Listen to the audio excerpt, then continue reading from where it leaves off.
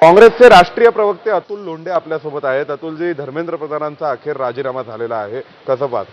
असं आहे की ज्या 24-25 विद्यार्थ्यांनी आत्महत्या केल्या, नीट नंतर आपल्याच महाराष्ट्रात 3 आत्महत्या झाल्या आणि पहिले 22 आत्महत्या झाल्या, त्यांना ही विद्यार्थ्यांनी वाहिलेली श्रद्धांजली आहे. जे रेझिलियन्स आणि जे रेझिस्टन्स ज्या पद्धतीचं केलं, शेवटी सरकारला झुकावं लागलं, त्या सरकारला वाकावं लागलं, ज्या सरकारनी आमच्या इथे राजीनामा होत नाही, तुम्ही काहीही करा. आणि कालपर्यंत अशा बातम्या होत्या की राजीनामा होणार नाही म्हणजे होणार नाही. ही भीती माहिती आहे का बरं होती? मंत्रिमंडळातले जवळपास 80% मंत्री हे करप्ट आहे.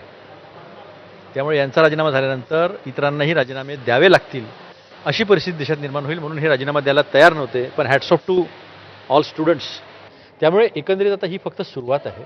संपूर्ण शिक्षण व्यवस्थेचं जे आहे ते ओव्हरऑलिंग करण्याची गरज आहे, कारण की आपण एका ॲटम बॉम्बवर बसलेलो आहोत. आता तरी कळलं ना आपल्याला.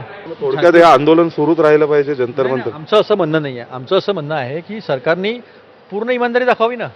जे विद्यार्थ्यांना आत्महत्या करावी लागली त्या घराचा लॉस आहे ना परमनंट, त्यांना कॉम्पेन्सेशन. आता एवढं काम झालं तर हेही कामं करावी. आणि संसदेमध्ये 267 नियम 267च्या अंतर्गत चर्चा करावी. 267 नियम काय आहे? सगळं कामकाज जे आहे ते बाजूला ठेवून ह्या शिक्षणावर चर्चा जी आहे ती चर्चा होऊन, साधक बाधक चर्चा होऊन काहीतरी कन्क्लुजन निघालं पाहिजे. पण सरकार काय म्हणतं, आम्ही चर्चा करायला तयार, विरोधक तयार नाही आहे. सरकार 176 नियमाप्रमाणे चर्चा करा म्हणतं. त्याच्या म्हणजे ती शॉर्ट ड्युरेशन, अर्धा 1 तासाची 2 तासाची चर्चा करा. त्यात मग नेहरूजींना, इंदिराजींना, राजीवजींना शिव्या घाला आणि मग चर्चा संपली, विषय संपला. अशा पद्धतीची चर्चा सरकार द्यायला तयार आहे. विरोधकांचं म्हणणं आहे 267 मध्ये चर्चा दिली पाहिजे. सगळं कामकाज बाजूला ठेवा. त्या संदर्भात की आता मोर्चाची तर मला असं वाटतं गरज नाही आहे, पण सेलिब्रेशन करायचं की नाही याचा निर्णय संबंधित घेतील आणि ते